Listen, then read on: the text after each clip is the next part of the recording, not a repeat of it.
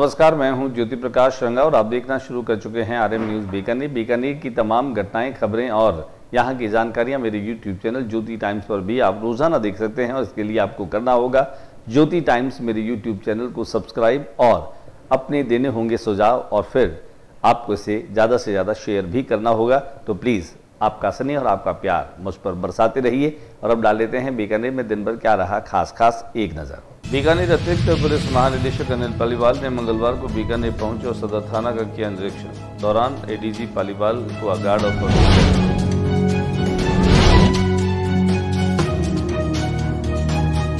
ADG Anil Paliwal SP कार्यालय पहुंचे, जहां पत्रकारों से हुए रूबरू।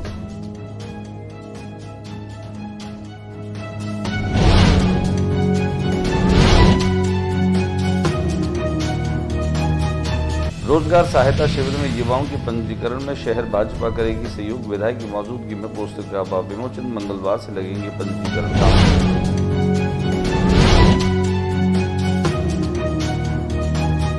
हाईकोर्ट बेंच की मांग को लेकर वकीलों ने किया प्रदर्शन।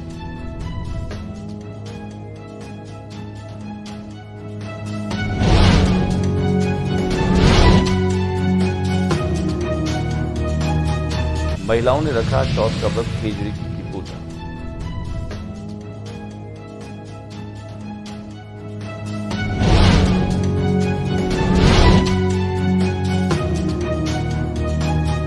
मुक्ता प्रसाद थाना क्षेत्र में एक फैक्ट्री में तोड़फोड़ का CCTV फुटेज आया सामने।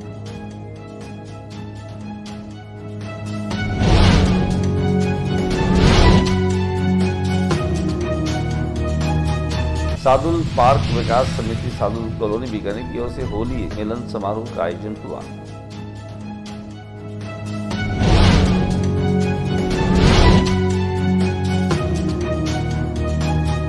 बस का टायर तेज धमाके के साथ फटा और सड़क हादसा, पिता पुत्र की मौत।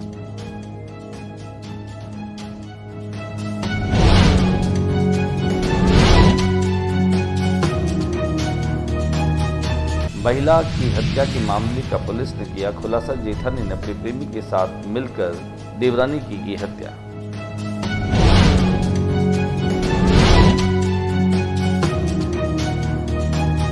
श्री डूंगरगढ़ के विधायक ताराचंद सारस्वत ने किया 6 ऑटो टिपर्स को दिखाई हरी झंडी। सामूहिक प्रयासों से हरा भरा होगा विधायक ताराचंद।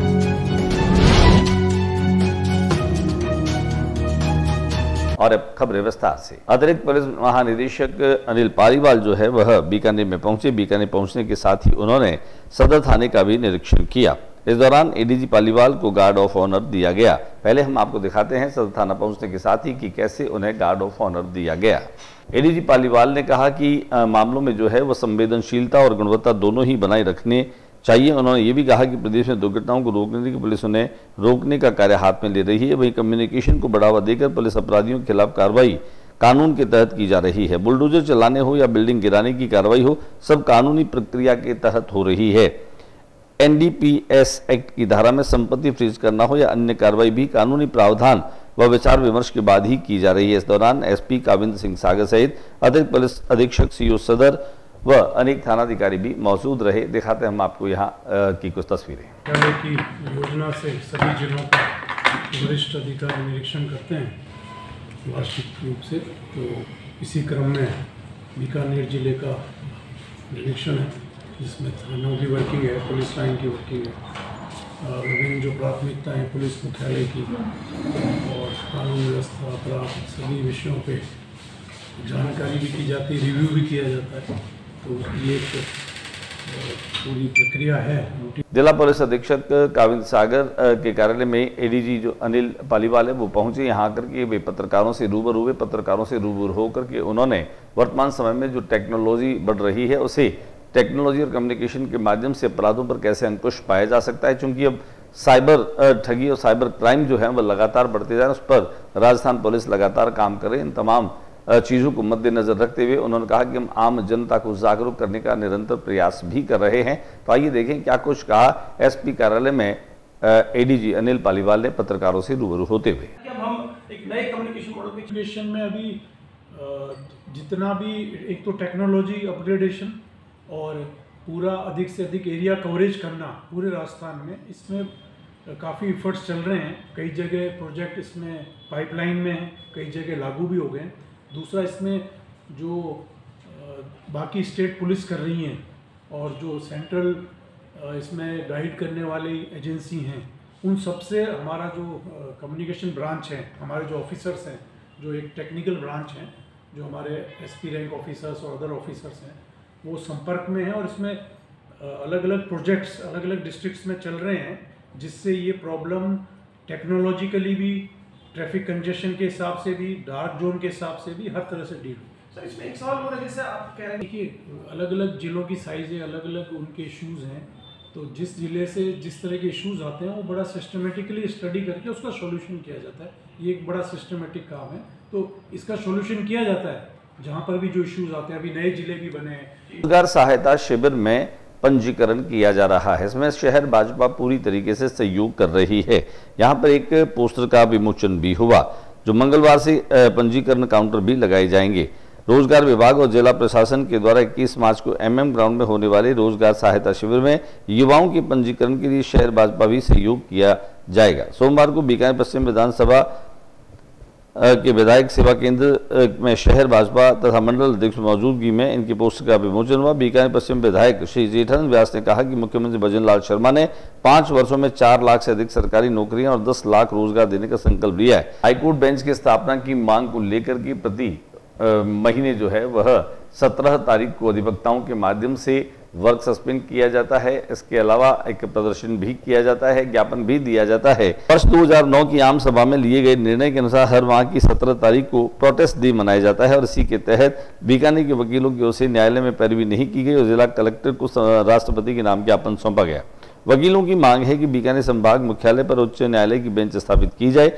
हाईकोर्ट बेंच की स्थापना की मांग को लेकर वकीलों ने कार्य का बहिष्कार किया। बार एसोसिएशन नेता विवेक शर्मा ने बताया कि बीकानेर में वर्ष 1922 से 1950 तक बीकानेर हाईकोर्ट अस्तित्व में थी, जिसे बाद में राजस्थान के एकीकरण के पश्चात हटा दिया गया। केंद्र सरकार की नीति के तहत न्याय सुलभ और सुगम होना चाहिए। इसी के तहत जिला न्यायालय की तहसील स्तर पर खोला जा रहा है। उन्होंने कहा कि हमारी मांग है कि हाईकोर्ट का भी विकेंद्रीकरण होना चाहिए। कानून मंत्री भारत सरकार ने भी इस संबंध में उच्च स्तरीय कमेटी का गठन किया था। वहीं विधि आयोग की रिपोर्ट में भी कहा गया कि उच्च न्यायालय का विकेंद्रीकरण होना चाहिए। इसी मांग के तहत बीकानेर संभाग के सभी अधिवक्ताओं ने 125 दिनों तक हड़ताल भी रखी थी, लेकिन इसका कोई सकारात्मक परिणाम अभी तक सामने नहीं आया है।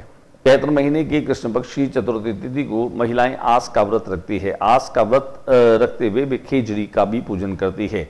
कुल मिलाकर के प्रकृति के प्रति प्यार और प्रकृति के पोषण की परंपराएं हमारे रीति रिवाजों में नजर आती है। आज बड़ी संख्या में महिलाओं ने खिचड़ी का पूजन किया, व्रत रखा और कहानी भी सुनी। दिखाते हैं हमारे कैमरा प्रतिनिधि शंकर की एक खास रिपोर्ट।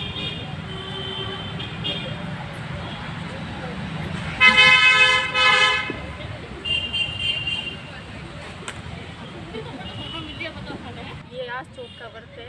ये राजस्थान में हमारे मनाया जाता है। सभी सुहागन औरतें करती है, खिचड़ी की पूजा होती है इसमें, और ये हमारी आस पूरी करती है, इसलिए हम इसका व्रत रखते हैं। जैसे मकान बनना और बच्चों की शादी होना और भी पति की लंबी उम्र और कई भी ऐसी इच्छा है, इसलिए हम ये व्रत रखते हैं चौथ माता का। इसे आज चौथ के नाम से जाना जाता है। मुक्ता प्रसाद थाना क्षेत्र में एक फैक्ट्री में तोड़फोड़ का CCTV फुटेज सामने आया है। करनी नगर स्थित कृष्णम फूड प्रोडक्शन फैक्ट्री के बाहर की तोड़फोड़ कैमरे में कैद हो गई। 14 मार्च की घटना है। फैक्ट्री कर्मचारी ने पुलिस को दी रिपोर्ट। शहर के मुक्ता प्रसाद थाना क्षेत्र में फैक्ट्री में तोड़फोड़ का परिवार पेश किया गया है। जानकारी मिली है कि करनी औद्योगिक क्षेत्र स्थित कृष्ण फूड प्रोडक्ट नामक फैक्ट्री में यह तोड़फोड़ की गई। आज जब फैक्ट्री संचालक अपनी फैक्ट्री पहुंचे, तोड़फोड़ देख दंग रह गए और थाने पहुंच परिवार दिया। संचालक राजेश रामावत ने बताया कि 14 मार्च को दोपहर करीब 3 बजे कुछ असामाजिक तत्वों द्वारा करनी औद्योगिक क्षेत्र स्थित उनकी फैक्ट्री पर लगे हाई प्रोफाइल कैमरे और कांच को युवकों द्वारा तोड़ दिया गया है। तोड़फोड़ की सारी घटना CCTV कैमरे में भी कैद हो गई। CCTV कैमरे में देखा जा सकता है कि किस तरह युवक तोड़फोड़ करते हुए नजर आ रहे हैं। पुलिस ने पारिवारिक रिपोर्ट के आधार पर युवकों की तलाश शुरू कर दी है। सादुल पार्क विकास समिति सादुल कॉलोनी के लोगों ने होली स्नेह मिलन का आयोजन किया। देर रात तक चले कार्यक्रम में बच्चों बड़ों ने बढ़ चढ़ करके सरिया, जहां एक और बच्चों ने गीत संगीत और नृत्य प्रस्तुत किए, वहीं महिलाओं और पुरुषों ने सामूहिक नृत्यों का आनंद लिया। कार्यक्रम की अध्यक्षता तिलक राज पाहुजा ने की। प्रेम और भाईचारे के प्रतीक होली पर्व की महत्ता पर चंद्रवीर राजवी ने प्रकाश डालते बताया बहुत ही रोचक तरीके से मंच संचालन करते हुए अंकुर कोचर ने बच्चों, महिलाओं, कपल्स के मध्य खेल प्रतियोगिताएं आयोजित करवाई, जिसका दर्शकों ने भरपूर आनंद लिया। महिला कार्यकर्ता आरती, श्वेता, सिमरन, डॉक्टर शैली छाबड़ा, पूजा, विनीता आदि का भी सहयोग सराहनीय रहा। संयोजन समिति के सदस्य डॉक्टर मुकेश सिंगल, मनोज दुआ, राकेश नागपाल, वीरेंद्र बत्रा एवं हेमंत मेहंदी रत्ता आदि ने कार्यक्रम को सफल बनाने में अपना विशेष सहयोग दिया।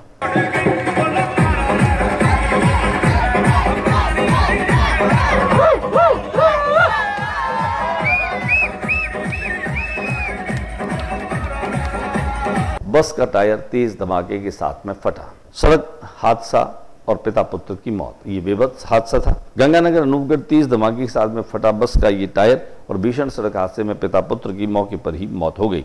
अनूपगढ़ में बीएसएफ नहर की पुलिया के आगे एक दर्दनाक सड़क हादसा हुआ। गड़साना की तरफ से आ रही रोडवेज बस का ड्राइवर साइड का टायर अचानक फट गया, जिससे बस असंतुलित होकर अनूपगढ़ की तरफ जा रही 3 व्हीलर से टकरा गई।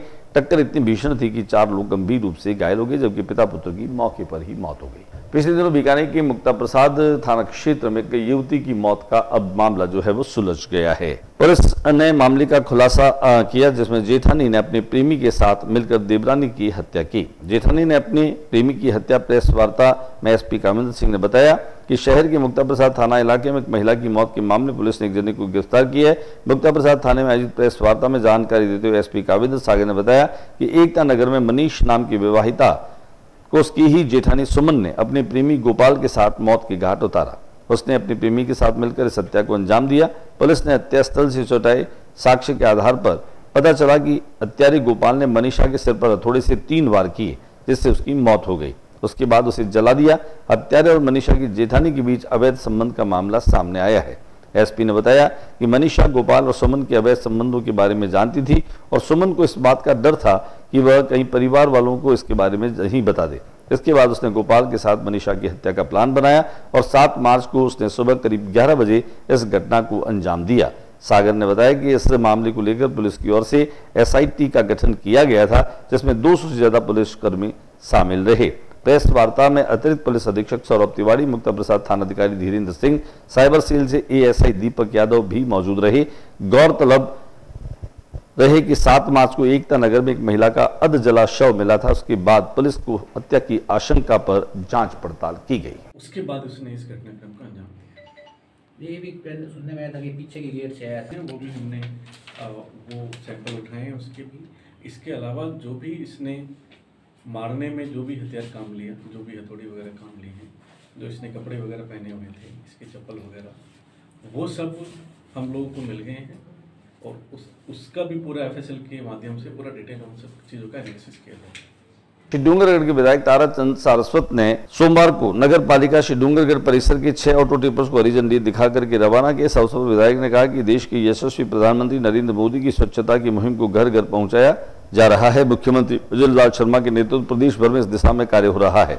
उन्होंने कहा कि डूंगरगढ़ को साफ सुथरा और स्वच्छ बनाना हमारी सर्वोच्च प्राथमिकता है। इसके लिए सामूहिक प्रयासों की भी आवश्यकता है। उन्होंने कहा कि घर घर कचरा संग्रहण की दृष्टि से ऑटो टिपर्स फायदेमंद साबित होंगे। घनी आबादी वाले क्षेत्रों में इसका प्राथमिकता से उपयोग किया जाएगा। उन्होंने कहा प्रत्येक नागरिक स्वच्छता की इस मुहिम से जुड़े तथा अपने घर में आसपास के क्षेत्र को साफ सुथरा बनाए रखने का संकल्प लें। आज के बुलेटिन में बस इतना ही। अगले बुलेटिन में नई गतिविधियों के साथ इस समय इसी चैनल पर फिर मुलाकात होगी। न्यूज रूम से ज्योति प्रकाश रंगा को इजाजत दीजिए, लेकिन जाते जाते मेरा फिर से निवेदन आप सभी प्रिय दर्शकों से कि मेरे YouTube चैनल ज्योति टाइम्स को सब्सक्राइब कीजिए, शेयर कीजिए और अपने कमेंट्स और प्रतिक्रियाएं मुझे लिख दीजिए। नमस्कार।